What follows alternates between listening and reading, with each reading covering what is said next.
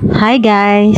Actually guys, kani nga video, dugay na ni siya. Karon lang nako ni siya na-upload kay tungod busy ang person. Mao ni siya ganap before Christmas na mo guys. Kay katapos kay man mi magpamilya, kay nanguli ang mga igsuon sa akong partner guys. Kay nagkasinabot mi nga mga ligo mi og dagat, so minggo mi. Kay talagsa ra man mi magtapukay guys. Kay lagi ang uban busy sa ilang mga trabaho. Mao ni second time nga mga ligo mi og balik sa Sapang Dalaga. Tas nanghunong mi diri sa may merkado sa Sapang Dalaga guys, kay namalit mi ato og kilawon nga isda. Tas pagkahuman na mong pamalit, nagpadayon mi og biyahe. Naaman mi mga motor guys, so nagmotor mi ani padulog sa Pangdalaga. Kay tungod guys, dool ra ni siya nga lugar sa Amua. Mga 1 hour among biyahe guys gikan sa Amua. Medyo sudlonon jud ni siya nga lugar guys, kay tungod bukid manggod. Tas anin tayo mga guys, murag ang panahon dili siya okay sa Amua, medyo kaulan nun. Pero gora gihapon si Inday kay para maka-video guys. Tas among driver banat jud siya og padagan guys. Kay maabtan unya daw mi ulan guys. Tas miingon ko okay rag maulanan kay tungod mga ligo maghapon ta inig abot dito sa ba.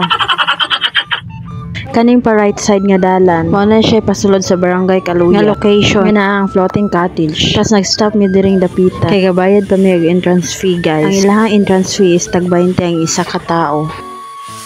Left side nga dalan ang padulong sa floating cottage guys. Tas kanang pa right side guys, mao na siya dalan padulong atong naidako nga statue nga Jesus. Kaning time mga guys, wa jud mi uyon sa amo ang panahon guys. Well naglugsong mi guys, nakita na namo ang statue ni Jesus. Kaning nga shrine na amang guni siya sa taas guys. Tas ang floating cottage siya ni guys is naa sa baba. Di ba nice kay nga place guys. Tas well nagpalugsong mi, makita na ang floating cottage nga naa sa atbang guys. So ara guys, nice kay siya lang taon og naa sa taas.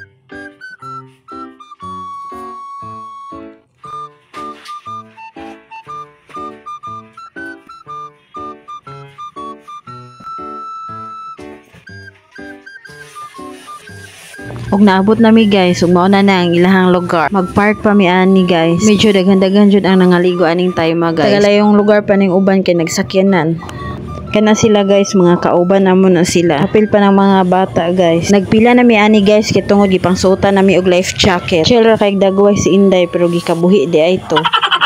Smile lang si Inday. Padulong nami sa may bangka ani guys, kay manakay nami sa bangka kay moadto nami sa tabo. Sa may floating cottage. Hasta biya namong daghana guys, buyag-buyag jud. Puno na sad ang bangka ani guys, pareha tong last time. Jud gansi ang biyahe. O tanawa, di ba puno jud guys, wa jud ko nasayop. Iya lang og mga reaction guys, siguro gipanggutom na ni. Mao na siya floating playground guys. Pag gusto ka diha mo anha, naapod na siya bayad guys. Ang mga bata is 199, then ang mga dagko is 299. 2 hours na pud ka dihang dula-dula, di pud ka magansi guys.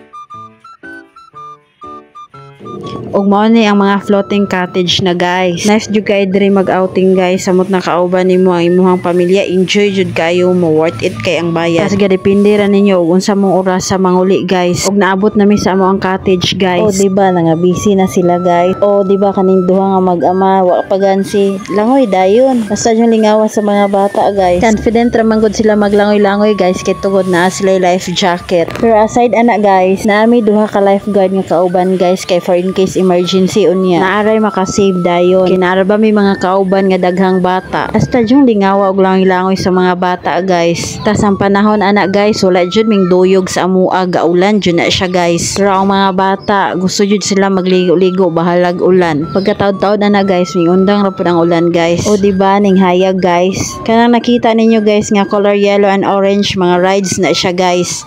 Tuara guys, so nainanakay sa banana boat. Kaning time guys, 5 PM na ni siya, taod-taod manguli na mi ani guys. Og na nami sa parkinganan guys, og mga sakyanan kay pauli na mi aning time. Og sa dihang nag-stop mi diri sa atba sa munisipyo sa Sapang Dalaga guys, kay tungod hasta yung ulana guys. Dili kaya sa driver namo guys, kaya hasta daw tugnawa. Og diri lang taman guys.